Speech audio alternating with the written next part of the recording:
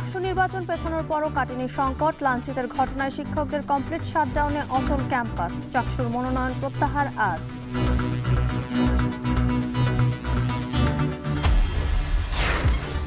চোরাচালান চক্রের প্রলোভনে সীমান্তের হতদরিদ্ররা। মিয়ানমারের পুঁতে রাখা স্থল মাইনে হারাচ্ছেন পা। সীমান্ত জুড়ে সতর্ক বিজিবি।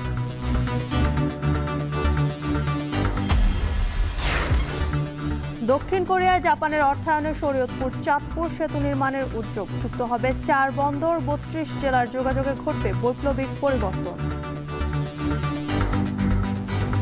আমাদের দক্ষিণ পশ্চিমাঞ্চলের সাথে পূর্বাঞ্চলের যে যোগাযোগ, এটাকে ঢাকা শহরকে হ্যাম্পার না করে এই যোগাযোগ স্থাপন হবে। ময়মনসিংহ, পটুয়াখালী সহ দেশের বিভিন্ন জেলায় হঠাৎ ডেঙ্গুর প্রকোপ। হাসপাতালে রোগীর চাপ, সচেতনতার পরামর্শ চিকিৎসকদের।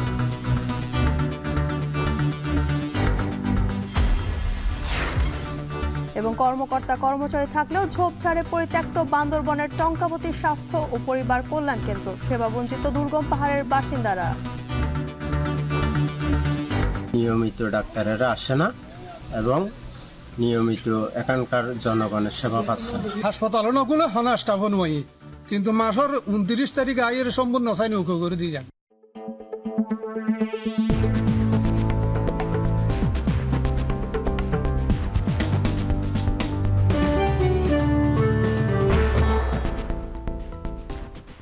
স্বাগত এখন জনপদে। পুরো আয়োজনে আপনাদের সঙ্গে আছে আমি জানসিন জুথিকা। শিক্ষক লাঞ্ছনার ঘটনায় রাজশাহী বিশ্ববিদ্যালয়ে শিক্ষকদের কমপ্লিট শাটডাউন কর্মসূচি চলছে। এতে বন্ধ আছে বিশ্ববিদ্যালয়ের ক্লাস ও পরীক্ষা কার্যক্রম। এ নিয়ে জানাতে ক্যাম্পাস থেকে যুক্ত আছেন সহকর্মী রাকিবুল হাসান। রাকিব, শাটডাউন কর্মসূচিতে শিক্ষকরা কি দাবি জানাচ্ছেন জানাবেন। জ্যোতিকা, শাটডাউন কর্মসূচির আজকে তৃতীয় দিন। আমরা তৃতীয় দিনের সকাল থেকে দেখেছি কর্মকর্তা কর্মচারীরা বিশ্ববিদ্যালয়ে আসলেও তারা কিন্তু তাদের যে প্রাতিষ্ঠানিক কার্যক্রম সেটি বন্ধ রেখেছেন এবং সেটি বন্ধ রেখে রাজশাহী বিশ্ববিদ্যালয় প্রশাসন ভবনের পাশে ঠিক লিচুতলায় এখানে অবস্থান নিয়ে আছেন। তারা সকাল থেকে এখানে বসে আছেন এবং বিশ্ববিদ্যালয়ে অতি জরুরি কাজ ছাড়া কোনো ধরনের কাজ কিন্তু আমরা হতে দেখিনি এখন পর্যন্ত। এবং আমরা প্রশাসন ভবন সহ বিশ্ববিদ্যালয়ের একাডেমিক যে ভবনগুলো সেখানেও কিছুক্ষণ আগে ঘুরে এসেছি, দেখেছি প্রত্যেকটি জায়গায় তালা লাগানো আছে এবং সেগুলো পরিপূর্ণভাবেই ফাঁকা, সেখানে তেমন কেউ নেই। অর্থাৎ তাদের যে কমপ্লিট শাটডাউন সেটি পুরোপুরি আসলে বাস্তবায়ন করছেন এবং এই যে এখানে কর্মকর্তা কর্মচারীরা বসে আছেন সেখান থেকে তারা মূলত যেই দাবিটি করছেন যে 20 তারিখে যে শিক্ষক লাঞ্ছনার ঘটনা ঘটেছে, কর্মকর্তা কর্মচারীদেরকে লাঞ্ছিত করা হয়েছে, তার বিচার তারা চান এবং যেই সমস্ত শিক্ষার্থীরা এর সাথে জড়িত ছিল তাদের আসলে একাডেমিক যেই ধরনের শাস্তির প্রয়োজন, বিশেষ করে ছাত্রত্ব বাতিল সহ নানা ধরনের যে শাস্তির ব্যবস্থা থাকে সেই ব্যবস্থার দাবি তারা করছেন। একই সাথে তারা যেটি বলছেন যে সেই ঘটনায় যদি বহিরাগত কেউ থেকে থাকেন, এমনকি শিক্ষার্থীদেরও ফৌজদারি আইনে তারা বিচার চাচ্ছেন এবং এই বিচার যতদিন না হবে ততদিন পর্যন্ত তারা তাদের এই কমপ্লিট শাটডাউন এবং এই যে কর্মবিরতি সেটি আসলে চালিয়ে যাবেন। এর পাশাপাশি তাদের যে 3টি দাবি রয়েছে, পোষ্য কোটা বহাল এবং একই সাথে তাদের পরিবহন সুবিধা সহ অন্যান্য কার্যক্রমের যে সমস্ত সুবিধা প্রয়োজন সেই সমস্ত দাবিগুলো নিয়ে তারা যে দীর্ঘদিন থেকে আন্দোলনটি করছেন সেই আন্দোলনের সেই ফলাফলটাই তারা আসলে প্রশাসনের কাছ থেকে চান। সুতরাং জানুয়ারির সময় যেই ধরনের কর্মকাণ্ড হয়েছিল এবং যে আন্দোলন হয়েছিল সেখানে নানা ধরনের অপ্রীতিকর ঘটনার মধ্য দিয়ে যে তদন্ত কমিটি হয়েছিল সেই তদন্ত কমিটি কোনো ধরনের প্রতিবেদন না দেওয়ার কারণে এবারে যে শিক্ষক লাঞ্ছনার ঘটনা ঘটলো সেখানেও যে তদন্ত কমিটি হয়েছে মূলত তারা সেই তদন্ত কমিটি আসলে চান না। জ্যোতিকা, তারা যেটি বলছেন যে এই কার্যক্রম থেকে তারা মূলত এই শিক্ষক লাঞ্ছনায় যারা জড়িত তাদের শাস্তি এবং এই বিষয়ে প্রশাসন দ্রুত ব্যবস্থা নেবেন, বিশ্ববিদ্যালয় প্রশাসন কার্যকরী ভূমিকা রাখবেন তেমনটি তারা প্রত্যাশা করছেন। এবং আজকে জ্যোতিকা যেটি তারা যেমন কমপ্লিট শাটডাউন করে এখানে বসে আছেন, পরবর্তীতে প্যারিস রোডে একটা মানববন্ধনের আয়োজন করা হয়েছে, বলা হচ্ছে সকাল 11টায় সেটি করা হবে, হয়তো কিছুক্ষণ পরে আমরা সেটি দেখতে পারবো এবং সেই খবরগুলো আপনাদেরকে জানাতে পারবো। তো জ্যোতিকা, এই ছিল রাজশাহী বিশ্ববিদ্যালয় থেকে আমার কাছে সর্বশেষ খবর। রাজশাহী বিশ্ববিদ্যালয়ের শিক্ষকদের কমপ্লিট শাটডাউন কর্মসূচি চলছে, সেখানকার সবশেষ তথ্য জানাচ্ছিলেন সহকর্মী রাকিবুল হাসান। চাকসু নির্বাচনে প্রার্থীদের মনোনয়ন প্রত্যাহারের দিন আজ বিকেলে 3:30 পর্যন্ত প্রার্থীরা মনোনয়ন প্রত্যাহারের আবেদন করতে পারবেন। তবে কোনো শিক্ষার্থী প্রয়োজন মনে করলে এরপরেও আবেদন করতে পারবেন বলে জানিয়েছে চাকসু নির্বাচন কমিশন। এর আগে সোমবার প্রাথমিক যাচাই বাছাইয়ে 19 জনের আবেদন স্থগিত করে নির্বাচন কমিশন জানায় প্রাথমিক যাচাই বাছাইয়ে 19টি আবেদন স্থগিত হয়েছে। যাদের আবেদন স্থগিত হয়েছে তারা আজ ও আগামীকাল রিভিউ আবেদন করতে পারবেন। কী কারণে আবেদন স্থগিত হয়েছে সেটি জেনে প্রয়োজনীয় তথ্য সরবরাহ ও ত্রুটি সংশোধন করে আবেদন করলে স্থগিত হওয়া আবেদন পুনরায় বিবেচনায় আনা হবে। এসব প্রক্রিয়া শেষে বৃহস্পতিবার 25 সেপ্টেম্বর প্রকাশ করা হবে চূড়ান্ত প্রার্থী তালিকা। এছাড়াও 12 অক্টোবর চাকসু নির্বাচনের দিন ছবিযুক্ত ভোটার তালিকা যুক্ত হবে বলে জানায় কমিশন।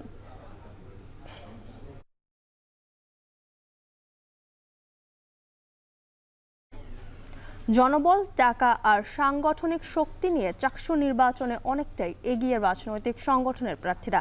তবে ভোটের মাঠ ছেড়ে কথা বলতে রাজি নন স্বতন্ত্র প্রার্থীরা। শুধুমাত্র ব্যক্তি ইমেজ নিয়েই লড়াইয়ে নেমেছেন তারা। প্রচার প্রচারণায় নতুনত্ব, ব্যক্তি ভাবমূর্তি ও স্বেচ্ছাসেবী কাজগুলোকে হাতিয়ার করে শিক্ষার্থীদের মন জয় করতে চান স্বতন্ত্র প্রার্থীরা। শোয়েব রহমানের প্রতিবেদন। চাকসু নির্বাচনে ভিপি পদে আবেদন করেছেন 25 জন, আর জিএস ও এজিএস পদে আবেদন করেছেন 22 জন করে প্রার্থী। এরই মধ্যে ঘোষণা করা হয়েছে প্রায় 11টি পূর্ণাঙ্গ প্যানেল, অর্থাৎ ভিপি, জিএস ও এজিএস পদে প্যানেলের বাইরে স্বতন্ত্রভাবে লড়ছেন 38 শিক্ষার্থী। ইতোমধ্যে প্যানেলগুলো তাদের প্রার্থী পরিচিতির কাজ শেষ করেছে সংবাদ সম্মেলন করে। ছাত্র সংগঠনগুলোর এসব আয়োজনে ছিল কর্মী সমর্থকদের ব্যাপক উপস্থিতি। তবে এর বাইরে স্বতন্ত্রভাবে যারা নির্বাচন করছেন তাদের প্রস্তুতি কেমন? সংগঠনগুলো যেখানে দলগত প্রস্তুতি নিচ্ছে সেখানে একান্ত ব্যক্তি ভাবমূর্তি কাজে লাগিয়ে এগিয়ে যাওয়ার চেষ্টা স্বতন্ত্র প্রার্থীদের। কিন্তু এত সাংগঠনিক শক্তি, জনবল, অর্থের বিপরীতে কি কৌশল কাজে লাগাতে চান তারা? এক্ষেত্রে প্রতিযোগিতায়, প্রচারণায় নতুনত্ব আনার চেষ্টা করছেন কেউ কেউ। এর বাইরে ইশতেহারেও ব্যতিক্রমী ও বাস্তবধর্মী বিষয়কে প্রাধান্য ও সাংস্কৃতিক দক্ষতাকে কাজে লাগিয়ে ভোটারদের মন জয়ের কথা বলছেন তারা। যেহেতু আমাদের শাটলে অনেক প্রবলেম, আবাসনে অনেক প্রবলেম, তো আমি চাচ্ছি বিল্ডিং টাইপের কিছু লিফলেট রাখতে, শাটল টাইপের কিছু লিফলেট রাখতে। যদি আমার জবাবদিহিতার ক্ষমতা থাকে, আমার যদি নেতৃত্বের ক্ষমতা থাকে, তাহলে অবশ্যই সবাই পজিটিভলি দেখবে বলে মনে করি। আমি বিভিন্ন ক্লাবে অংশগ্রহণ করেছি, ওই ক্লাবের সদস্য হোক, আমি অ্যাসোসিয়েশনে কাজ করেছি। ডিপার্টমেন্টে যারা আমাদের সিনিয়র জুনিয়র আছে, আমাদের ফ্রেন্ডরা আছে, সবাই আমাদের শক্তি। রাজনৈতিক সংগঠনগুলোর আধিপত্যবাদের বিরুদ্ধে ভোটাররা কি আসলে রায় দেবেন? কিন্তু স্বতন্ত্র প্রার্থীরা ভাবছেন এটি ট্রাম্প কার্ড। শিক্ষার্থীরা যেখানে দলে উপদলে বিভক্ত, সেখানে বড় একটি অংশ লেজুর বৃত্তির বিপরীতে তাদের দিকেই রায় দেবেন বলে আশাবাদী তারা। ক্যাম্পাসের পলিটিক্স যেগুলো চলে আসছে এতদিন যাবৎ, আমরা এগুলোকে আসলে পলিটিক্স বলতে পারি না, এগুলো আসলে অপরাজনীতি বলা যায়। রাজনৈতিক অপসংস্কৃতির ভেতর দিয়ে আমাদের এই বেড়ে ওঠা, এই যে রাজনৈতিক অপসংস্কৃতির ভেতর দিয়ে আমাদের বেড়ে ওঠা, এটা থেকে বেরোয় আসার জন্য আমি মনে করি আমাদের যারা সাধারণ শিক্ষার্থী আছি তাদের মধ্য থেকে ভয়েস রেজ করা উচিত, তাদের মধ্য থেকে কেউ বেরিয়ে আসা উচিত। আমি কোনো গোত্রতে না গিয়ে, কোনো দলে না গিয়ে, কোনো মতাদর্শে বিশ্বাসী না হয়ে আমি স্বতন্ত্র থেকে এসেছি। এই জায়গায় ভালোবেসে এখন মানে যারা গোত্রের মধ্যে আছে তারা যে কাজ করবে না তা না, তারাও কাজ করবে। কিন্তু আমি যেটা কাজ করব তারা হয়তোবা ওই দলের বা ওই মতাদর্শের দিকেই বেশি প্রাধান্য দেবে।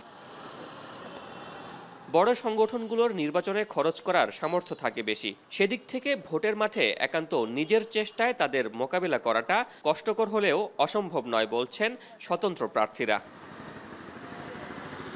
শোয়েব রহমান, এখন, চট্টগ্রাম। একদিকে মিয়ানমার থেকে গরু, মহিষ ও মাদক বাংলাদেশে আনা কিংবা এপারের সীমান্ত দিয়ে নিত্যপণ্য পাচারের প্রলোভন, অন্যদিকে মিয়ানমারের পুঁতে রাখা স্থলমাইনে জীবনের ভয়ঙ্কর ঝুঁকি। অর্থের লোভে অনেকে চোরাই পথে পা বাড়াচ্ছেন, যার বিনিময়ে ফিরে আসছেন পঙ্গুত্ব নিয়ে। যদিও সীমান্ত জুড়ে সতর্কতামূলক ব্যবস্থা জোরদার করেছে বিজিবি, তবুও নিয়ন্ত্রণে আসছে না। যদিও সীমান্ত জুড়ে সতর্কতামূলক ব্যবস্থা নিয়েছে, তবুও পরিস্থিতি নিয়ন্ত্রণে পুরোপুরি নিয়ন্ত্রণে আসেনি। মন্তোষ বেদকর প্রতিবেদন, ছবি তুলেছেন মোহাম্মদ রাসেল। দুর্গম পাহাড় আর গভীর অরণ্যে ঘেরা বান্দরবনের নাইক্ষ্যংছড়ি সীমান্ত। শান্ত স্নিগ্ধ প্রকৃতির আড়ালে লুকিয়ে আছে ভয়াবহ এক বাস্তবতা। মায়াবী এই সৌন্দর্যের প্রতি পদে পদে উৎপেতে আছে মৃত্যু ঝুঁকি। সীমান্তের ওপারে নোমেন্স ল্যান্ডে অসংখ্য স্থলমাইন পুঁতে রেখেছে মিয়ানমার। তবুও সীমান্ত জুড়ে দীর্ঘদিন ধরে চলছে গরু মহিষ, মাদক পাচার ও পাচারকারী চক্রের অবাধ বিচরণ। তৈরি হচ্ছে অর্থের লোভে কিছু নিরীহ মানুষের বলি হওয়ার নির্মম গল্প।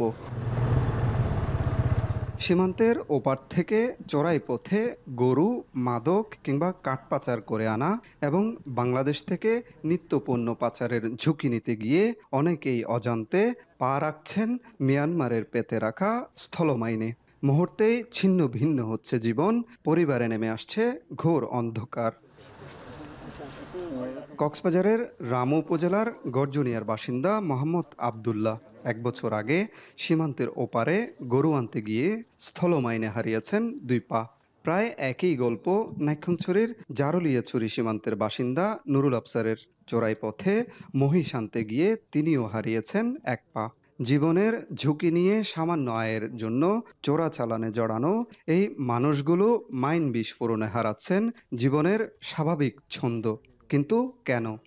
বাঁশ কতগুলো কাটছিলাম যে বাড়ি চলে আসবো, সেই রকম মনে করেন যে হাঁটার সময় যে বাঁশগুলো কাঁধে নিচে 2 পায়ে গিয়েছে, তারপরে ওই বিস্ফোরণটা হয়েছে আর কি। দৈনন্দিন আহারের জন্য, টাকার জন্য প্রয়োজন আমরা ওখান থেকে কাঠ কেটে নিয়ে বিক্রি করতাম। সীমান্তর ভাড়া নাই, ভাড়ার ভিত্তির থেকে ওখানেই আমাদের অ্যাক্সিডেন্ট হয়ে এই দুর্ঘটনা ঘটে। পুড়ে গেছে আর লোকজন চলে গেছে মস্ত সাইরা।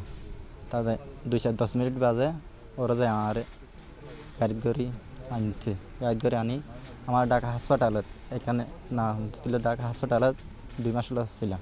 আমরা এই মুহূর্তে দাঁড়িয়ে আছি বান্দরবনের নাইক্ষ্যংছড়ি উপজেলার জারুলিয়াছড়ি সীমান্তে, এবং সীমান্তের যে জিরো লাইন, এই জিরো লাইনে আমরা দেখতে পাচ্ছি একটি লাল পতাকা বসানো হয়েছে। এই ধরনের 30টি স্থানকে বিজিবি শনাক্ত করেছে, যেখানে ইতিপূর্বে মাইন বিস্ফোরণে বিভিন্ন সীমান্তের লোকজন আসলে আহত হয়েছেন। স্থলমাইন বিস্ফোরণের ঘটনা বেড়ে যাওয়ায় সীমান্ত জুড়ে সতর্কতামূলক ব্যবস্থা নিয়েছে বিজিবি। বাড়ানো হয়েছে নজরদারি। সীমান্তে সাধারণ মানুষকে যাতায়াতে নিরুৎসাহিত করতে মাইকিং ও ড্রোন নজরদারির পাশাপাশি বাড়ানো হয়েছে টহল। এত কিছুর পরও কেবল চলতি বছরেই সীমান্তে স্থলমাইন বিস্ফোরণে অন্তত 10 জন আহত হয়ে পা হারিয়েছেন। এখন অনেকটা কমে আসছে। আপনারা যদি পরিসংখ্যান দেখেন, বিগত 1 মাসে কোনো মাইন বিস্ফোরণের ঘটনা ঘটেনি, এবং আমরা এটা প্রচার অব্যাহত রাখবো। ইনশাল্লাহ এটা জিরো কোঠা নেমে আসবে বলে আমি বিশ্বাস করি। বিজিবি ও স্থানীয় প্রশাসনের প্রচেষ্টায় সচেতনতা বাড়লেও চোরাচালানের প্রলোভনে এখনও অনেকে পা বাড়াচ্ছেন সীমান্তে। স্থানীয়দের সচেতনতার অভাব ও শিক্ষার নিম্নহার ঝুঁকির মাত্রা আরও বাড়াচ্ছে বলে মত উপজেলা প্রশাসনের। প্রাথমিক বিদ্যালয় থেকে শুরু করে হাই স্কুল, মাদ্রাসা, প্রত্যেক শিক্ষক যারা আছেন তাদেরকে আমরা বলছি, আপনারা আপনাদের শিক্ষার্থীর যারা ভবিষ্যৎ প্রজন্ম আছে তারা যেন এটা শিকার না হয়, সেভাবে আপনারা বড় করেন একটা জেনারেশন। এত বড় সীমান্ত তো এত অল্প লজিস্টিক্সে আসলে জনসচেতনতা ছাড়া এটাকে একসাথে মোকাবেলা করা কোনোভাবেই সম্ভব না। ব্যক্তিগত লোভের কারণেই অনেকে ঝুঁকিপূর্ণ পথে পা বাড়াচ্ছেন। এমন পরিস্থিতিতে চোরাচালান চক্রের মূল হোতাদের চিহ্নিত করে আইনের আওতায় আনার দাবি বিজিবির। মায়ানমার বাংলাদেশি সীমান্তটা, এখানে কোনো ফেন্সিং নাই, তো এই ক্ষেত্রে তাদের যাওয়া আসা ছিল। তো এইটা সাম্প্রতিক সময় লোভের বশবর্তী হয়ে গত 3 থেকে 4 বছর এটা বৃদ্ধি পেয়েছিল। বাট আমরা এই বছরের জানুয়ারি থেকে আমরা মাইন বিস্ফোরণ প্রতিরোধে বিভিন্ন ধরনের আমরা সচেতনতামূলক কার্যক্রম এবং মাইন বিস্ফোরণ প্রতিরোধে জনসাধারণকে সম্পৃক্ত করে বিভিন্ন ধরনের কার্যক্রম গ্রহণ করেছি। প্রশাসন ও বিজিবির সচেতনতামূলক কার্যক্রম কিছুটা ঝুঁকি কমাতে সক্ষম হলেও চোরাচালান চক্র ভেঙে না পড়া পর্যন্ত বান্দরবান সীমান্ত পুরোপুরি নিরাপদ নয় বলে মনে করছেন স্থানীয়রা। মনতোষ বেদজ্ঞ, এখন বান্দরবান। দেশের সর্ববৃহৎ 8 কিলোমিটার দৈর্ঘ্যের শরীয়তপুর চাঁদপুর সেতু নির্মাণ করতে যাচ্ছে সরকার। এই প্রথম ক্যাবল স্টেডের সেতুতে সবচেয়ে দীর্ঘ স্প্যান ব্যবহৃত হতে যাচ্ছে। এরই মধ্যে ফিজিবিলিটি স্টাডি শেষে অর্থায়নে এগিয়ে এসেছে দক্ষিণ কোরিয়া ও জাপান। সেতু নির্মাণ শেষ হলে দেশের 32 জেলার সাথে সড়ক পথে যোগাযোগ আসবে বৈপ্লবিক পরিবর্তন। সংযোগ স্থাপন হবে দেশের 2টি প্রধান সমুদ্র বন্দর সহ 4টি বন্দরের মধ্যে। গতি পাবে আমদানি রপ্তানি। আমদানি। 70 কিলোমিটার দূরত্ব কমায় ঢাকার ওপর যানবাহনের চাপ কমবে। সজীব খানের ছবিতে বিস্তারিত জানাচ্ছেন কাজী মনিরুজ্জামান। দক্ষিণ পশ্চিমাঞ্চলের সাথে দক্ষিণ পূর্বাঞ্চলের সড়কপথে সহজ যোগাযোগের বড় বাধা এই মেঘনা নদী। এই নদী পারাপার হচ্ছে প্রতিদিন পণ্যবাহী যানবাহন ও যাত্রী। এর ফলে শিকার হচ্ছেন নানা ভোগান্তির। শরীয়তপুর চাঁদপুর নৌপথ ফেরিতে প্রতিদিন পারাপার হয় শত শত যানবাহন। এছাড়া ইঞ্জিন চালিত নৌকায় নদী পার হন হাজারো যাত্রী। ফেরি দিয়ে যাতায়াতে প্রায় সময়ই থাকতে হয় পারাপারের অপেক্ষায়। দুর্যোগপূর্ণ আবহাওয়ায় ভোগান্তি বাড়ে কয়েক গুণ। প্রতি মাসে আমার একবার যেতে হয় বরিশাল মেডিকেল কলেজে, কিন্তু এই গত কয়েকদিন আগে যেতে পারি নাই, ওয়েদার খারাপ ছিল, ফেরি চলে না। ফেরি আসবে কখন, সেইটাকে উঠবো, তারপর যাব, ঘন্টার পর ঘন্টা বসে। এই ভোগান্তিটা অনেক কমে আসবে যদি আমাদের ব্রিজটা হয়। আপনার এই দুর্যোগপূর্ণ আবহাওয়া যেমন হইলে যেমন গাড়িগুলো বন্ধ থাকে, ফেরি বন্ধ থাকে, আর গাড়ির একটা পারাপার সমস্যা হয়। সরকার মেঘনা নদীর ওপর নির্মাণ করতে যাচ্ছে 4 লেনের 8.4 কিলোমিটারের সেতু। সেতুটির 3টি ধাপে থাকবে 2100 মিটার কেবল স্টেড। নদীর নাব্যতা বজায় রাখতে এই প্রথম সেতুর মাঝ বরাবর 700 মিটার এবং উভয় পাশে 400 ও 300 মিটার দূরত্বের স্প্যান ব্যবহার করা হবে। নৌযান চলাচল ঠিক রাখতে পানির স্তর থেকে সেতুর উচ্চতা হবে 30 মিটার। সেতু নির্মাণে 2022 সালে সমীক্ষা শুরু করে সেতু বিভাগ। মাটি পরীক্ষা, নদী ভাঙন, জীববৈচিত্র্য, নদীর নাব্যতা সবকিছু বিবেচনায় নিয়ে সমীক্ষার ফলাফল পাওয়া যায় ইতিবাচক। এরপরেই শুরু হয় সেতু নির্মাণের তোড়জোড়। সেতুটি নির্মিত হলে দক্ষিণ পশ্চিমাঞ্চলের সাথে দক্ষিণ পূর্বাঞ্চলের দূরত্ব কমবে প্রায় 70 কিলোমিটার। 4 বিভাগের 32 জেলার মধ্যে ঘটবে সংযোগ। সেতুটা হবে আরও আগে থেকে শুনতেছি, তো এই সেতুটা হইলে আমাদের ব্যবসায়িক যাতায়াতেও সময় বাঁচবে, ব্যবসায়িক কার্যক্রমগুলো এই সেতুটা হইলে অনেক আমাদের জন্য উপকার হবে। এটা অত্যন্ত ভালো হবে এবং বর্তমানে পায়রা বন্দর, এই মোংলা বন্দর, এরপরে চট্টগ্রাম বন্দরের যোগাযোগটা বাড়বে। বন্দর থেকে বন্দরের আমদানি রপ্তানি বাড়বে এবং উপকৃত হব। আমরা যারা ব্যবসা করি, ব্যবসায় খুব উপকৃত হব। এরই মধ্যে সড়ক সম্প্রসারণের প্রস্তুতি নেওয়া হয়েছে। বর্তমান নির্মাণ করা হচ্ছে 2 লেনের সড়ক। 4 লেন সড়ক নির্মাণের পরিকল্পনা নিয়ে চলছে ভূমি অধিগ্রহণের কাজ। এই সেতু নির্মাণ হলে সড়ক যানবাহন চলাচলের জন্য খুবই উপযুক্ত। আর পাশাপাশি আমাদের এই প্রকল্পের অধীনে যে ভূমি অধিগ্রহণ হচ্ছে সেটি একদম 4 লেনের উপযোগী করে অধিগ্রহণ করা হচ্ছে। তো ভবিষ্যতে এই সেতুর সাথে মানানসই হিসেবে যদি 4 লেন সড়ক নির্মাণ করা হয়, তার জন্য আমাদের এই ভূমি অধিগ্রহণ ব্যাপক কাজে দেবে। সেতু কর্তৃপক্ষের পরিচালক বলেন, দেশি বিদেশি বিশেষজ্ঞদের মতামতকে প্রাধান্য দিয়ে কম খরচে নির্মিত হবে এই সেতু। সেতু মন্ত্রণালয়ের সচিব বলছেন, অর্থায়নে জটিলতা হবে না। সহজ শর্তে অর্থায়নে এগিয়ে এসেছে দক্ষিণ কোরিয়া ও জাপান। 2026 সালের প্রথমার্ধেই শুরু হবে কাজ। এটা যে ফিনান্সিয়াল এবং আপনার ইকোনমিক্যাল যে ইয়েটা ওনারা দিয়েছেন প্রতিবেদনটা, এটা দুইটাই খুব ভায়াবল, লাভজনক একটা প্রজেক্ট। এবং পাশাপাশি আমাদের দক্ষিণ পশ্চিমাঞ্চলের সাথে পূর্বাঞ্চলের যে যোগাযোগ, এটাকে ঢাকা শহরকে হ্যাম্পার না করে এই যোগাযোগ স্থাপন হবে। আমরা দাতা সংস্থাদের সাহায্য চাচ্ছি। বন্ধুরাষ্ট্র বিশেষ করে EDCF এর পাইপলাইনে এটা আছে। PDP প্রক্রিয়াটা চলছে, তারও মিটিং হয়ে গেছে কয়েকদিন আগে। পাশাপাশি আমরা 7 প্ল্যাটফর্ম মিটিং জাপানে, যেটা আপনি জানেন, সেখানেও এটা অন্তর্ভুক্ত আছে। আমরা দেখছি যে যদি জাপান প্ল্যাটফর্ম মিটিং থেকে করে দেয়, তাহলে আমাদের জন্য লোডটা কম হবে। তারা করে দিবে এবং তারা আয় থেকে দায় শোধ, মানে একটা সার্টেন পিরিয়ড তারা যে খরচ করবে সেটা তুলে আমাদেরকে হ্যান্ড ওভার করে দেবে। শরীয়তপুর চাঁদপুর সেতু নির্মাণে ব্যয় ধরা হয়েছে 15,957 কোটি টাকা। এই সেতু জাতীয় অর্থনীতিতে অবদান রাখবে 0.76%। সরকারের প্রাথমিক ডেডলাইন অনুযায়ী 2032 সালের মধ্যে শরীয়তপুর চাঁদপুর মেঘনা নদীর ওপর সেতু নির্মাণ কাজ শেষ হলে দক্ষিণ পশ্চিমাঞ্চল ও দক্ষিণ পূর্বাঞ্চলের কোটি কোটি মানুষের ভাগ্যের পরিবর্তন ঘটবে। সড়ক পথে আসবে আমূল পরিবর্তন, অর্থনৈতিকভাবে সমৃদ্ধ হবে দেশ।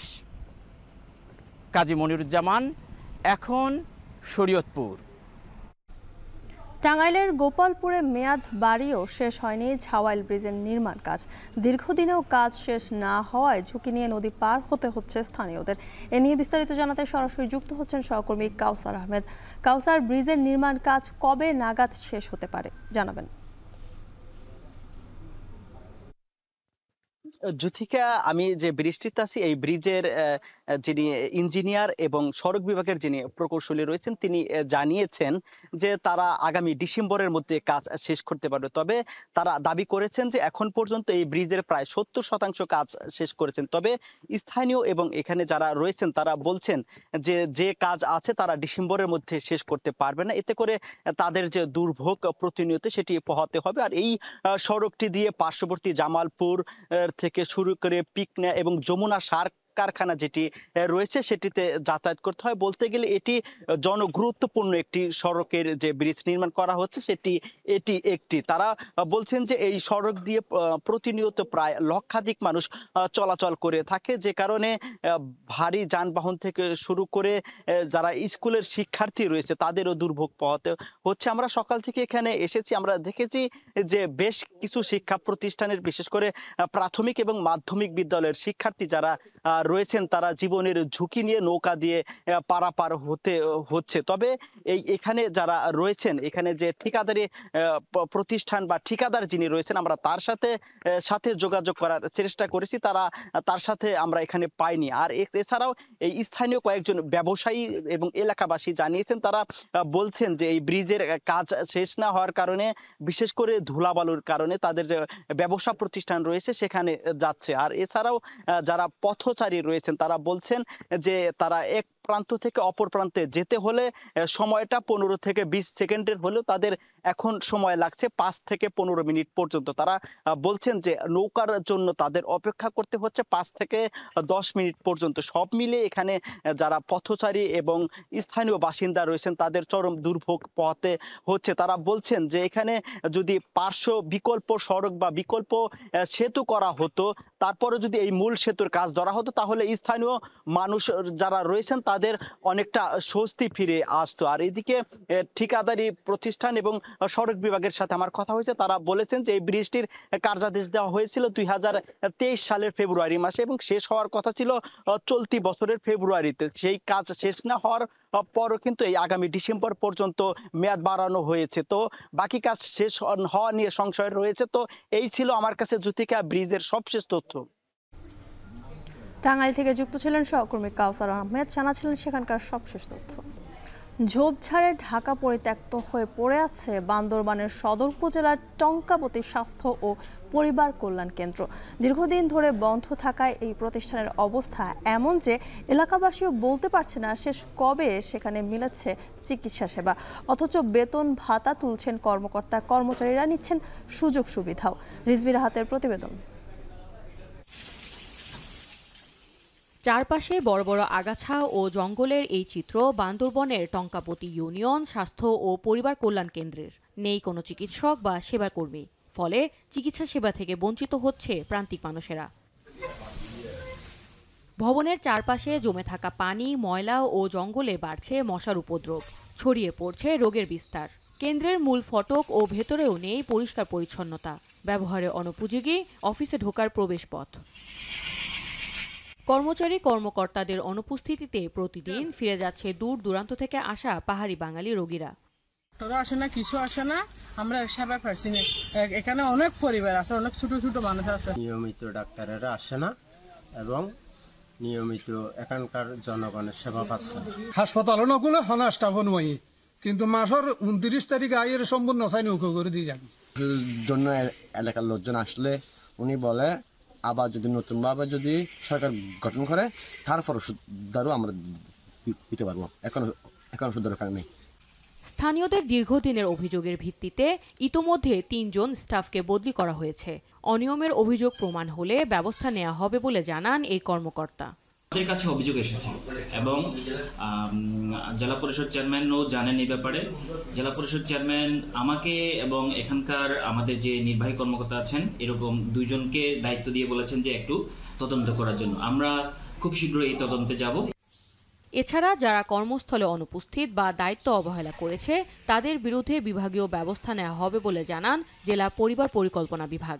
নতুনভাবে একজন পরিবার কল্যাণ পরিদর্শিকাকে দিয়েছে, সে আশা করি এখন ওখানে নিয়মিত ওই এলাকাবাসী নিয়মিত সেবা করবে। আর যারা এখানে দায়িত্বে গাফিলতি করছিল অথবা যারা গাছ কাটায় জড়িত ছিল সেটা আমাদের ঊর্ধ্বতন কর্তৃপক্ষ যেভাবে তাদেরকে শাস্তি দেবে সেভাবেই শাস্তির ব্যবস্থা দেয়। মাসের পর মাস কর্মস্থলে না গিয়ে সরকারি বেতন ভাতা সহ সব সুযোগ সুবিধা ভোগ করছেন এই স্বাস্থ্য কেন্দ্রের কর্মকর্তা কর্মচারীরা। এখন বান্দরবান। পটুয়াখালীতে আশঙ্কাজনক হারে বেড়েছে ডেঙ্গু রোগীর সংখ্যা। সবচেয়ে বেশি আক্রান্ত হচ্ছে কলাপাড়ায়। অন্যদিকে ময়মনসিংহেও বেড়েছে ডেঙ্গু রোগীর সংখ্যা। এ নিয়ে আরও জানাতে কলাপাড়া হাসপাতাল থেকে যুক্ত হয়েছেন সহকর্মী জসিম পারভেজ ও ময়মনসিংহ মেডিকেল কলেজ থেকে যুক্ত হয়েছেন সহকর্মী হারুনুর রশিদ। প্রথমে যাব কলাপাড়া হাসপাতালে, সেখানে আছেন সহকর্মী জসিম পারভেজ। জসিম, হাসপাতালে রোগীদের সেবায় পর্যাপ্ত বেড ও চিকিৎসা হচ্ছে কিনা ঠিকঠাক মতো জানাবেন আমাদের। যেটিকে আসলে পটুয়াখালী জেলার অতি গুরুত্বপূর্ণ উপজেলা হচ্ছে এই কলাপাড়া। এখানে যেমন মানুষের সংখ্যাও বেশি এবং এখানকার যে 50,000 যে হাসপাতালটি রয়েছে এটির অধীনে এখানে কিন্তু প্রায় 2 লক্ষাধিক মানুষের চিকিৎসা সেবা নিশ্চিত করে। কেননা এখানকার যে চর রাঙাবালি, মৌডুবি এবং আমতলী পার্শ্ববর্তী উপজেলা আমতলীর অধিকাংশ এবং তালতলী উপজেলার মানুষ এবং কলাপাড়া স্থানীয় এবং মৎস্যবন্দর আলিপুর মহিপুরের প্রায় 2 লক্ষাধিক মানুষের চিকিৎসা সেবা নিশ্চিত করে মাত্র এই 50,000 হসপিটালটি। এখানে কিন্তু কিছুদিন ধরেই কিন্তু এই যে ভ্যাপসা গরম এবং বৃষ্টির কারণে ডেঙ্গুর উৎপাত বেড়েছে এবং এর বংশ বিস্তারও বেড়েছে। সে কারণেই কিন্তু আক্রান্তের সংখ্যাও বেড়েছে। গত 24 ঘন্টায় পটুয়াখালী জেলায় 45 জন রোগী ডেঙ্গু আক্রান্ত হয়ে বিভিন্ন হাসপাতালে চিকিৎসাধীন রয়েছে। তার মধ্যে পটুয়াখালী সদরে চিকিৎসাধীন রয়েছে 17 জন এবং মির্জাগঞ্জ উপজেলায় রয়েছে 7 জন এবং কলাপাড়া উপজেলায় গতকালকে 19 জন আক্রান্ত হয়ে চিকিৎসাধীন রয়েছে এবং গলাচিপায় 1 জন এবং বাউফলে 1 জন। এই 45 জন চিকিৎসা নেওয়ার সঙ্গে সঙ্গে এখানকার যে উপজেলা স্বাস্থ্য কমপ্লেক্স কর্মকর্তা এবং জেলা স্বাস্থ্য কর্মকর্তা তাদের সঙ্গে আমরা কথা বলেছি। তারা বলেছে যে সচেতনতা এবং পরিষ্কার পরিচ্ছন্নতাই পারে ডেঙ্গু রোগীর আক্রান্তের সংখ্যা কমাতে। এছাড়া কিন্তু যে এখানকার যে বয়োবৃদ্ধ যে সকল স্থানীয় মানুষ রয়েছে তারা আমাদেরকে জানিয়েছে বহুকাল থেকেই কিন্তু এই মশার উপদ্রব ছিল, কিন্তু তখন কিন্তু মানুষকে কামড়ালেও কিন্তু আক্রান্ত হওয়ার পরও কিন্তু মানুষ এতটা অসুস্থ হয়ে পড়েনি। এখন যে অবস্থা মানে জলবায়ু পরিবর্তন এবং মানুষের রোগ প্রতিরোধ ক্ষমতা কমার কারণেই কিন্তু এই ডেঙ্গুর আক্রান্তের সংখ্যা বেড়েছে। তো এখানকার যে উপজেলা এই হাসপাতালে আমরা যোগাযোগ করেছি, তারা বলেছে যে চিকিৎসক সংকট রয়েছে, আরও চিকিৎসক সংকট থাকা এই থেকে উত্তরণ করতে পারলে এই ডেঙ্গু রোগের চিকিৎসা যথাযথ হবে বলে তারা প্রত্যাশা করছে। এই ছিল আমার কাছে সবশেষ। এবার জানবো ময়মনসিংহ মেডিকেলের কলেজের কথাবার্তায়। সেখানে আছেন আমাদের সহকর্মী হারুনুর রশিদ। হারুন, আক্রান্তদের চিকিৎসা ব্যবস্থা সেখানে কেমন দেখছেন?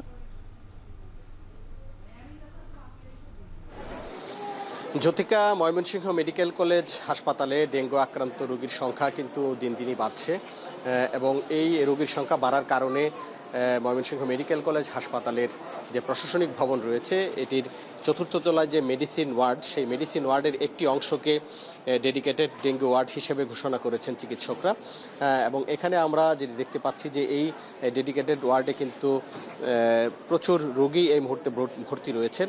এখানে বর্তমানে 39 জন ডেঙ্গু আক্রান্ত রোগী রয়েছেন, এর মধ্যে 6 জন রোগী মহিলা এবং বাকি 33 জন পুরুষ রোগী রয়েছেন এবং যারা এখানে ভর্তি হয়েছেন তাদের বেশিরভাগেরই ঢাকা বা গাজীপুর যাতায়াতের হিস্ট্রি রয়েছে। তবে ময়মনসিংহ বা আশপাশের এলাকায় যাদের ঢাকা বা গাজীপুর বা বাইরে কোথাও যাওয়ার হিস্ট্রি নেই তারাও কিন্তু আক্রান্ত হচ্ছেন। আমরা কথা বলেছিলাম ময়মনসিংহ মেডিকেল কলেজ হাসপাতালের সহকারী পরিচালক ডাক্তার মাইনুদ্দিনের সাথে। তিনি আমাদেরকে যে বিষয়টি জানিয়েছেন যে এখানে বর্তমানে যে সমস্ত রোগী আসছেন এই রোগীর প্রায় 10% রোগী এখানে স্থানীয়ভাবে যারা ডেঙ্গু আক্রান্ত হয়েছেন, অর্থাৎ যারা কোথাও ঢাকা বা গাজীপুর যাওয়ার হিস্ট্রি নেই, আর বাকিরা ঢাকা, গাজীপুর, সাভার সহ বিভিন্ন এলাকা থেকে ভর্তি হয়েছেন। এবং এখানে শুধু ময়মনসিংহ জেলার রোগীই নয়, গাজীপুরের রোগী এসেছেন, টাঙ্গাইলের রোগী এসেছেন, নেত্রকোনা, জামালপুর বিভিন্ন এলাকা থেকে রোগীরা কিন্তু এই ডেঙ্গু ওয়ার্ডে এসে ভর্তি হয়েছেন। এবং চিকিৎসকরা যেটি বলছেন যে এখানে যে সমস্ত রোগী আসছেন তারা শরীর ব্যথা, জ্বর, বমি সহ বিভিন্ন উপসর্গ নিয়ে কিন্তু এখানে আসছেন এবং এখানে যারা আক্রান্ত হওয়ার সাথে সাথে হাসপাতালে আসছেন তাদের অবস্থা বেশ ভালো, কিন্তু মাঝে মধ্যে 2-1 রোগীর অবস্থা খারাপ হয়। যারা একেবারে শেষ পর্যায়ে হাসপাতালে আসেন তাদের অবস্থা কিছুটা খারাপ হয়। চিকিৎসকরা যেটি বলেছেন যে ডেঙ্গু আক্রান্ত হওয়ার সাথে সাথেই বা পরীক্ষায় ডেঙ্গু ধরার পরই কিন্তু যে হাসপাতাল, নিকটবর্তী হাসপাতালে চলে আসা প্রয়োজন এবং হাসপাতালে ভর্তি হলে সেখানে যে সমন্বিত চিকিৎসা কার্যক্রম রয়েছে তার মাধ্যমে রোগীর শারীরিক অবস্থা বা উন্নতি হতে পারে। এবং এখানে যে 39 জন রোগী ভর্তি রয়েছেন এর মধ্যে গত 24 ঘন্টায় এই ডেঙ্গু ওয়ার্ডে 14 জন নতুন রোগী ভর্তি হয়েছেন এবং গত 24 ঘন্টায় 22 জন রোগীকে রিলিজ দেওয়া হয়েছে, অর্থাৎ যারা ডেঙ্গু আক্রান্ত হয়ে এই হাসপাতালের ওয়ার্ডে ভর্তি হয়েছিলেন এবং সুস্থ হয়ে বাড়ি ফিরে গেছেন। চিকিৎসকরা যেটি বলছেন যে তারা এই ডেঙ্গু ওয়ার্ডে যারা ভর্তি হয়েছেন তাদের চিকিৎসা নিশ্চিত করার জন্য সব রকমের প্রস্তুতি কিন্তু হাসপাতালের রয়েছে এবং আমরা জানতে পেরেছি যে এখানে একটি মেডিকেল বোর্ড গঠন করা হয়েছে ডেঙ্গু রোগীর চিকিৎসা ব্যবস্থাপনার জন্য এবং তারা সার্বক্ষণিক নজরদারি রাখছেন। এবং আমরা দেখেছি যে কিছুক্ষণ আগেই বেশ কয়েকজন চিকিৎসক রোগীদের কাগজপত্র দেখেছেন এবং ফলো আপ যে চিকিৎসা সেটি দিয়ে গেছেন। তো এই ছিল আমার কাছে ময়মনসিংহ থেকে সর্বশেষ। পটুয়াখালী এবং ময়মনসিংহ থেকে ডেঙ্গু পরিস্থিতির খবরাখবর জানাতে যুক্ত ছিলেন সহকর্মীরা। চট্টগ্রামে মন্দির পরিদর্শন শেষে কথা বলছেন ধর্ম উপদেষ্টা। আমরা সরাসরি চলে যাচ্ছি সেখানে। তার পাশে দাঁড়াতে চাই যাতে সে একজোড়া জুতা, একটা ভালো জামা, তার পাঠ্যপুস্তক, খাতা কলম, শিক্ষার উপকরণ কিনতে পারে। আমরা চাচ্ছি যে জেনুইন লোকের হাতে যেন টাকাটা পৌঁছায়। ভালো মানুষ, খারাপ মানুষ সব ধর্মের ভিতরে আছে, এই জন্য আমি একটু কড়াকড়ি করছি। আসলেই ফর্ম দিই না। আমি যদি নিশ্চিত হই যে ওনাকে দিলে এটা দুস্থের অ্যাকাউন্টে যাবে, মন্দিরে যাবে, শ্মশানে যাবে, এরকম একটু কড়াকড়ি করছি গত বছরের অভিজ্ঞতার আলোকে। তবে আমরা আছি আপনাদের পাশে। আমি ফর্ম দিয়েছি, তাড়াতাড়ি পূরণ করে আমাদের দেন, অ্যাজ পসিবল এই টাকা আপনাদের অ্যাকাউন্টে চলে আসবে। আপনাদের সহযোগিতা চাই। আমাদের প্রথম এবং শেষ ঠিকানা বাংলাদেশ, আমাদের দ্বিতীয় কোনো বাড়ি নাই, দ্বিতীয় কোনো ঠিকানা নাই, আমাদের সেকেন্ড হোম বলতে কিছু নাই। এই হোম, এই বাংলা, এই আমাদের স্বাধীন সার্বভৌম বাংলাদেশেই আমাদের ঠিকানা। আমরা এই দেশকে ভালোবাসি। এদেশের যত অর্জন, নানা ধর্ম, নানা বর্ণ, নানা জাতি মানুষের অবদান আছে। আমরা কারো অবদানকে খাটো করতে চাই না। এবং যারা সাম্প্রদায়িক ভেদ বুদ্ধি রাখেন তাদের মানবিকতাবোধ থাকে না। অসাম্প্রদায়িক মানুষের ভিতরে মানবিকতাবোধ থাকে। আমি যখন বাংলাদেশে, আমি এখন যাচ্ছি খাগড়াছড়ি, আর একটা সম্প্রীতি সম্মেলন করব ডিসি সাহেবের নেতৃত্বে। আমি যখন কোনো অভাবগ্রস্ত, কোনো অসুখী, কোনো দুঃখী মানুষ দেখি, আমি তার ধর্ম পরিচয় জানতে চাই না। সে যে মানুষ সেটা আমার কাছে বড়। আমরা মানবতার জয়গান গাইতে চাই। ধর্ম যার যার সে পালন করবে। এদেশ আমাদের সবার। আমরা চাই আমাদের এই প্রিয় মাতৃভূমি বাংলাদেশ সাম্প্রদায়িক সৌহার্দ্যের রোল মডেল হিসাবে দুনিয়াতে পরিচিত হোক। আমাদের প্রতিবেশী অনেক দেশ আছে, আমাদের প্রতিবেশী, তার তুলনায় আমরা এটাকে দৃষ্টান্ত হিসাবে উপস্থাপন করতে চাই। এবং কেউ যদি কোনো অপরাধ করে থাকে, সে অপরাধের জন্য ব্যক্তি দায়ী হবে, সম্প্রদায় নয়। আমি আবারও রিপিট করছি, কোনো ব্যক্তি যদি কোনো অপরাধ করে থাকে, ধর্ম অবমাননা করে থাকে, কটূক্তি করে থাকে, ব্যঙ্গ করে থাকে, this person is solely liable not the community, সম্প্রদায় দায়ী। চট্টগ্রামে মন্দির পরিদর্শন শেষে কথা বলছিলেন ধর্ম উপদেষ্টা। আমরা সরাসরি যুক্ত ছিলাম সেখানে। দেশব্যাপী শুরু হয়েছে 9 থেকে 15 বছর বয়সীদের টাইফয়েড ভ্যাকসিন দেওয়ার কার্যক্রম। এ বিষয়ে আরও জানাতে ভোলার সরকারি বালিকা উচ্চ বিদ্যালয় থেকে যুক্ত হচ্ছেন সহকর্মী ইমতিয়াজুর রহমান। ইমতিয়াজ, টিকা কার্যক্রম কেমন চলছে জানাবেন? এই প্রতিপাদ্যকে সামনে রেখে সারা দেশের ন্যায় দ্বীপ জেলা ভোলাতেও প্রায় 7 লাখ শিক্ষার্থী এবং শিশু শিক্ষার্থীদের মাঝে এই টাইফয়েডের টিকা কার্যক্রম শুরু হবে আগামী 12ই অক্টোবর থেকে। এই টিকা কার্যক্রম শুরুর আগ থেকে কিন্তু ভোলার প্রায় সকল শিক্ষা প্রতিষ্ঠানে কিন্তু এখন সচেতনমূলক ক্যাম্পেইন শুরু হয়েছে। পাশাপাশি আমার পিছনে দেখতে পাচ্ছেন আমি এখন রয়েছে ভোলা সরকারি বালিকা উচ্চ বিদ্যালয়ের মাঠে। এখানে কিন্তু শিশুদেরকে রেজিস্ট্রেশন কার্যক্রম করছে কিন্তু একদল স্বেচ্ছাসেবী সংগঠন, যাতে করে এই টিকা কার্যক্রম অনর্গলভাবে সকল শিক্ষার্থী একযোগে করতে পারে, যাতে কোনো বিশৃঙ্খলা না হয়। সেই জন্য কিন্তু এই টিকা কার্যক্রমের রেজিস্ট্রেশন কার্যক্রম শুরু হয়েছে। আমি সিভিল সার্জনের সাথে কথা বলছিলাম, তিনি জানিয়েছেন ভোলা জেলায় প্রায় সকল শিক্ষা প্রতিষ্ঠানে প্রায় 9 মাস বয়স থেকে প্রায় 15 বছরের কম শিক্ষার্থীদেরকে 15 বছরের বয়সের কম শিক্ষার্থীদের মাঝে এই টিকা কার্যক্রম দেওয়া শুরু হবে বলে কিন্তু তিনি জানিয়েছেন যে আন্তর্জাতিক সংস্থা জিবিডির তথ্য অনুযায়ী সারা দেশে প্রায় 2021 সালে প্রায় 5 লাখ মানুষের যে টাইফয়েড রোগে আক্রান্ত হয়েছে, এর মধ্যে প্রায় 8,000 মানুষ মারা যায়, তার মধ্যে 68% শিশু ছিল। এই বাস্তবতা বদলাতে কিন্তু বাংলাদেশ সরকার এই বিনামূল্যে ইপিআই কর্মসূচির আওতায় কিন্তু এই টাইফয়েডের যে বিনামূল্যে ভ্যাকসিন কার্যক্রম শুরু হয়েছে। এই সারা দেশে প্রায় 5 কোটি শিশু শিক্ষার্থী থেকে এই টিকা কার্যক্রম দেওয়া হবে বলেও কিন্তু আমরা জানতে পেরেছি। এর আওতায় কিন্তু ভোলা সকল শিক্ষার্থী এর আওতায় নিয়ে আসার জন্য কিন্তু ভোলা সিভিল সার্জন সূত্রে প্রায় সরকারি, বেসরকারি এবং স্বেচ্ছাসেবী সংগঠনের মাধ্যমে প্রচার প্রচারণা চালানোর চিত্র কিন্তু আমরা দেখেছি। বিগত দিনে ভোলা শিক্ষা প্রতিষ্ঠানের সচেতনমূলক ক্যাম্পেইন হয়েছে। আজকে ভোলার প্রায় প্রতিটি শিক্ষা প্রতিষ্ঠানে রেজিস্ট্রেশন কার্যক্রম শুরু হয়েছে। আগামী 12ই অক্টোবর কিন্তু এই টিকা কার্যক্রম শুভ হবে বলে কিন্তু আমরা জানতে পেরেছি। তো এই ছিল আমার কাছে ভোলার সরকারি বালিকা উচ্চ বিদ্যালয় মাঠ থেকে টিকা কার্যক্রমের সর্বতথ্য। ভোলার সরকারি বালিকা উচ্চ বিদ্যালয় থেকে যুক্ত ছিলেন সহকর্মী ইমতিয়াজুর রহমান, জানাছিলেন সেখানকার সবশেষ তথ্য। পতেঙ্গার পদ্মা অয়েলের ডিপো থেকে চট্টগ্রাম শাহ আমানত আন্তর্জাতিক বিমানবন্দরে অবস্থিত এভিয়েশন ডিপোতে ভূগর্ভস্থ পাইপলাইনের মাধ্যমে সরাসরি জেট ফুয়েল সরবরাহ কার্যক্রম আনুষ্ঠানিকভাবে শুরু হচ্ছে।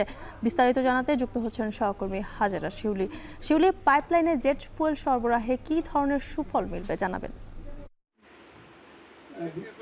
বিশেষ অতিথিবৃন্দ যুথিকা, আসলে আগে যেভাবে জ্বালানি জেট ফুয়েল সরবরাহ করা হতো সেটা হচ্ছে পদ্মা অয়েলের যে প্রধান স্থাপনা সেখান থেকে ট্যাঙ্ক লরি যোগে 8 কিলোমিটার দূরে শাহ আমানত বিমানবন্দর যে ডিপো আছে সেখানে নিয়ে যাওয়া হতো এবং পরে হাইড্রেন্ট লাইনের মাধ্যমে বা রিফুয়েলারের মাধ্যমে সেই জ্বালানি তেল উড়োজাহাজে সরাসরি সরবরাহ করা হতো। এতে কিন্তু একদিকে যেমন সময় ক্ষেপণ হয়, অন্যদিকে কিন্তু প্রতি বছরে প্রায় এই যে ট্যাঙ্ক লরি যোগে বিমানবন্দরে যে ডিপো আছে সেখানে জেট ফুয়েল সরবরাহের জন্য অনেক দুর্ভোগ পোহাতে হতো। অনেক সময় যেমন প্রাকৃতিক দুর্যোগ বা ধর্মঘটে বিভিন্ন কারণে কিন্তু পথিমধ্যে কিন্তু জ্বালানি বা জেট ফুয়েল সরবরাহ ব্যাহত হয় বা একটি অনিশ্চয়তা থেকে যায়। কিন্তু বর্তমান ব্যবস্থাপনা যেহেতু ভূগর্ভস্থ পাইপলাইনের মাধ্যমে সরাসরি সেটা বিমানবন্দরের যে ডিপো আছে সেখানে চলে যাবে, তাই আর এই সমস্যা থাকবে না। এতে যেমন সময় অনেক কমবে এবং অল্প সময়ে সরবরাহ করতে পারবে, সেই সাথে কিন্তু ব্যয় সাশ্রয়ী এবং এটি একটি নিরাপদ ব্যবস্থাপনা এবং প্রতিদিন দৈনিক প্রায় 2,25,000 লিটার জ্বালানি তেলের চাহিদা থাকে শাহ আমানত বিমানবন্দরে, যেসব উড়োজাহাজ এখানে অবতরণ করে। বছরে জ্বালানি তেলের চাহিদা প্রায় 65,000 মেট্রিক টন। তো এই প্রকল্পটি আসলে সহজে, নিরাপদে, ব্যয় সাশ্রয়ী এবং পরিবেশ বান্ধব উপায়ে জ্বালানি তেল সরবরাহের যে ডিজিটাল সিস্টেম সেই সিস্টেমের যুগে প্রবেশ করলো এবং এখন থেকে যে উড়োজাহাজে জ্বালানি তেল সরবরাহের জন্য সেখানে যে ডিপোটি রয়েছে সেটি মজুদের সক্ষমতাও অনেকে বাড়লো এবং এক্ষেত্রে প্রায় 5.77 কিলোমিটার দৈর্ঘ্যের একটি পাইপলাইন নির্মাণ করা হয়েছে এবং সেটি অটোমেটিক এবং স্ক্যাডা যে কন্ট্রোল সিস্টেম আছে সেটি থেকে সেটি সরাসরি নিয়ন্ত্রণ হবে। তো আসলে এই প্রকল্পটির মাধ্যমে অনেক সুফল পাবে বিমানবন্দর কর্তৃপক্ষ এবং পাশাপাশি বিমান বাহিনীর যেসব উড়োজাহাজ আছে সেসব উড়োজাহাজও এই যে এখান থেকে তাদের যাত্রীদের নিতে পারবে। তো সেটি আসলে বিপিসির জন্য অনেক উপকার হচ্ছে, সেই সাথে উড়োজাহাজের যাত্রীদের প্রক্রিয়াটি অনেক সহজ হচ্ছে। এই ছিল আমার কাছে এখনকার মতো সর্বোপরি দ্রুত। চট্টগ্রামে পাইপলাইনে জেট ফুয়েল সরবরাহ নিয়ে বিস্তারিত জানাচ্ছিলেন সহকর্মী হাজেরা শিউলি। সৈয়দপুরে এমনিতেই চড়াচ্ছে ইলিশের বাজার, দুর্গাপূজা উপলক্ষে সেই দাম আরও বেড়েছে। এ নিয়ে আরও জানাতে সৈয়দপুর মাছ বাজার থেকে যুক্ত হচ্ছেন আমিরুল বাপ্পি। বাপ্পি, দুর্গাপূজাকে ঘিরে নতুন করে ইলিশের দাম কেমন বেড়েছে এবং দাম নিয়ে ক্রেতা বিক্রেতারা কি বলছেন?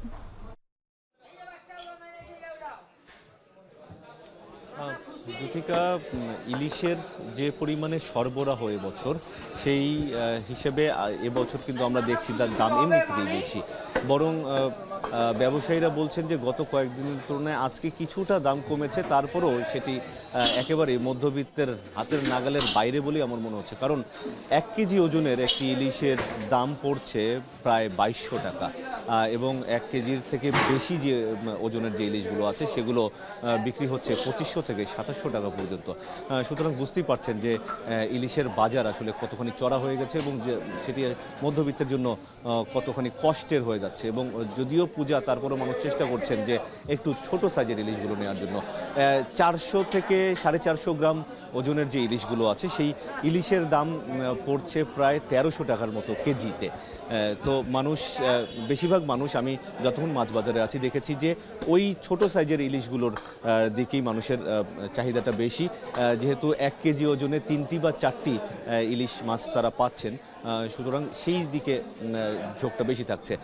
এছাড়া আরেকটু বড় সাইজের যে ইলিশগুলো সেগুলো বিক্রি হচ্ছে 1700 টাকা, তারপরে 2000 টাকা, তারপরে 2200, তারপরে 2500 থেকে 2700, এরকম যাচ্ছে আজকের ইলিশের বাজার। আর একেবারেই যে জাটকাগুলো সেগুলো বিক্রি হচ্ছে 550 থেকে 600 টাকা কেজিতে, সেগুলো একেবারেই জাটকা। তবে ইলিশের দাম নিয়ে ব্যবসায়ীরা যেটি বলছেন যে একে তো সরবরাহ কম, চাহিদা বেড়েছে, তার মধ্যে গত কয়েকদিনের যে প্রচণ্ড গরম, সেই গরমে বরফের দাম বেড়ে গেছে। বরফের এক একটি পাটা বা চায়ের দাম 100 টাকা করে বেড়ে গেছে বলে অভিযোগ করছেন আমাদের কাছে মাছ ব্যবসায়ীরা, যার এটার প্রভাবও পড়ছে ইলিশের বাজারে। তো সব মিলাই যেহেতু পূজা চলছে, যাদের এই পূজা সংক্রান্ত মাছ লাগবে তারা বাধ্য হয়ে বেশি দাম দিয়েই কিনছেন, কিন্তু সর্বোপরি ক্রেতাদের কথা হলো যে এই ইলিশের দামটি আরও হাতের নাগালে আসা উচিত। তো যুথিকা, এই ছিল আমার কাছে সৈয়দপুরের মাছ বাজার থেকে সব শেষ অবস্থা। সৈয়দপুরে দুর্গাপূজাকে ঘিরে বেড়েছে ইলিশের দাম, সে খবর জানাচ্ছিলেন সহকর্মী আমিরুল বাপ্পি।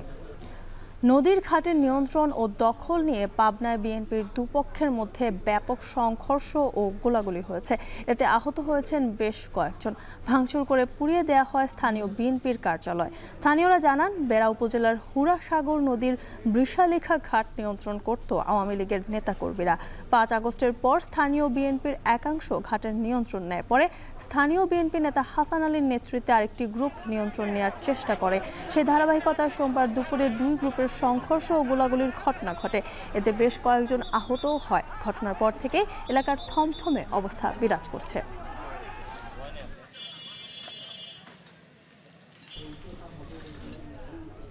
শেষ করছি এখন জনপদে, তবে তার আগে শিরোনামগুলো আরও একবার। রাষ্ট্র নির্বাচন পেছানোর পরও কাটেনি সংকট। লাঞ্ছিতের ঘটনায় শিক্ষকদের কমপ্লিট শাটডাউনে অচল ক্যাম্পাস। চাকসুর মনোনয়ন প্রত্যাহার আজ।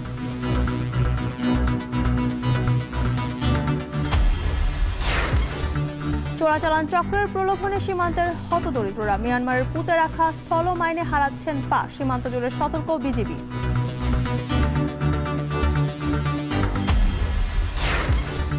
দক্ষিণ কোরিয়া জাপানের অর্থায়নে শরীয়তপুর চাঁদপুর সেতু নির্মাণের উদ্যোগ। যুক্ত হবে 4 বন্দর। 32 জেলার যোগাযোগে ঘটবে বৈপ্লবিক পরিবর্তন। আমাদের দক্ষিণ পশ্চিমাঞ্চলের সাথে পূর্বাঞ্চলের যে যোগাযোগ, এটাকে ঢাকা শহরকে হ্যাম্পার না করে এই যোগাযোগ স্থাপন হবে। ময়মনসিংহ, পটুয়াখালী সহ দেশের বিভিন্ন জেলায় হঠাৎ ডেঙ্গুর প্রকোপ। হাসপাতালের রোগীর চাপ। সচেতনতার পরামর্শ চিকিৎসকদের।